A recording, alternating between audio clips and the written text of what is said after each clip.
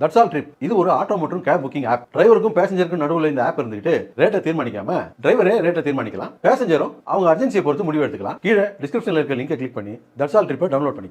மக்களவையில் தொடர்ந்து எதிர்க்கட்சியினர் அமளியில் ஈடுபட்டு வருவதால் வருகிற 9ஆம் தேதி வரை அவையை சபாநாயகர் ஓம் பிர்லா ஒத்திவைத்தார். குடியரசுத் தலைவர் உரை மீதான விவாதத்தில் முன்னாள் ராணுவ தளபதி நரவனேவின் புத்தகத்தில் குறிப்பிட்டிருந்த சீன எல்லை பிரச்சினை குறித்து மக்களவை எதிர்க்கட்சித் தலைவர் ராகுல் காந்தி பேசுவதற்கு அனுமதி மறுக்கப்பட்டது. இதற்கு எதிர்ப்பு தெரிவித்து எதிர்க்கட்சியினர் கடும் அமளியில் ஈடுபட்டு வந்தனர். இதையடுத்து 8 நாடாளுமன்ற உறுப்பினர்கள் இடைநீக்கம் செய்யப்பட்டனர். இதனிடையே அமளி காரணமாக பிரதமரின் பேச்சு ரத்து செய்யப்பட்டு அவை ஒத்திவைக்கப்பட்டது.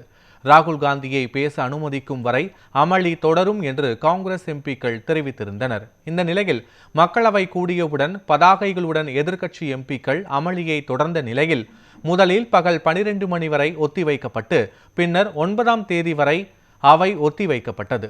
பட்ஜெட் தொடரின் 19 மணி நேரம் 13 நிமிடங்கள் அமளியால் வீணாகி இருப்பதாக சபாநாயகர் ஓம் பிர்லா எதிர்க்கட்சியினருக்கு கண்டனம் தெரிவித்தார்.